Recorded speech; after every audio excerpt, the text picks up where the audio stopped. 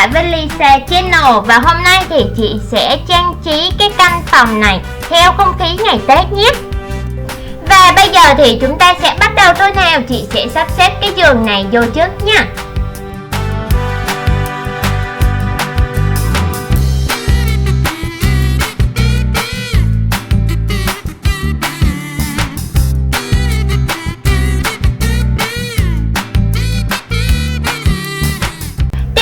Sẽ là một cái cửa sổ với một cái rèm màu đỏ nè.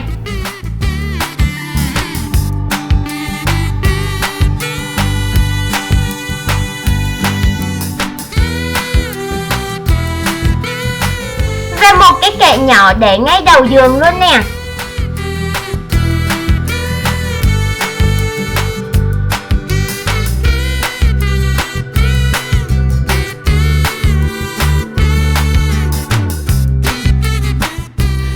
Chậu cây xanh để không khí trong nhà trở nên trong lành hơn.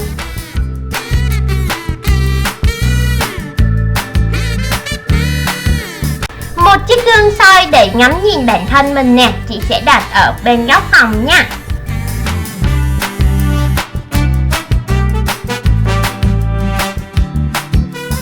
Bây giờ là một cái tấm thảm có sắc màu rực rỡ nè.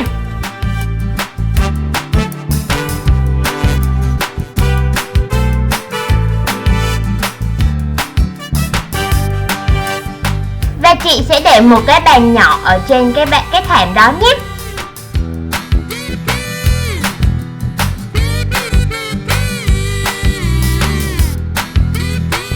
Cùng với một cái ghế sofa lười có con mèo ở giữa nè.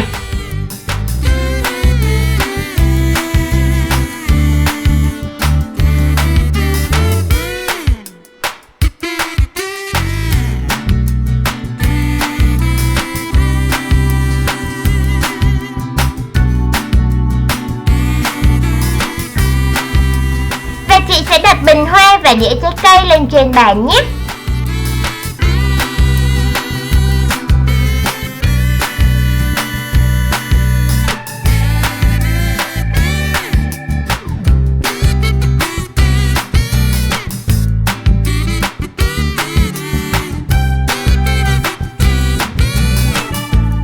Chị sẽ đặt cái lịch 2023 lên trên chóp tủ cùng với một khung ảnh trang trí Tết nha.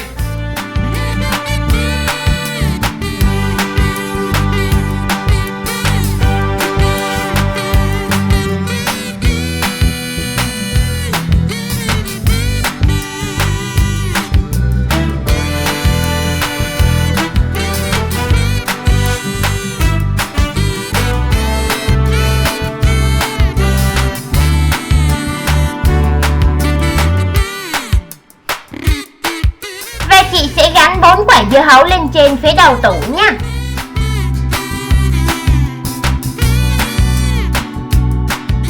Và dán những chữ chúc mừng năm mới nè, chữ lộc nè lên trên bức tường của mình nhé.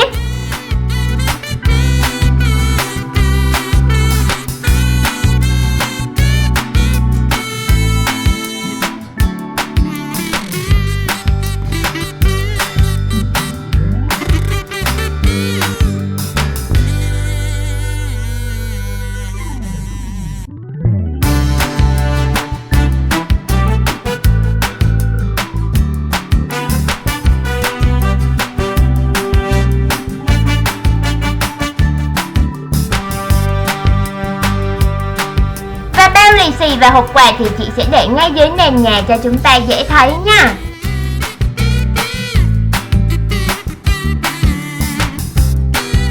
Và cuối cùng là một cô nàng búp bê đang mặc một bộ đồ chú mèo nè, chính là con vật của năm nay nè. Và bây giờ thì các em đã thấy căn phòng như thế nào nè, đã có không khí Tết hơn rồi đúng không nè. Hẹn gặp lại các em ở video tiếp theo nhé.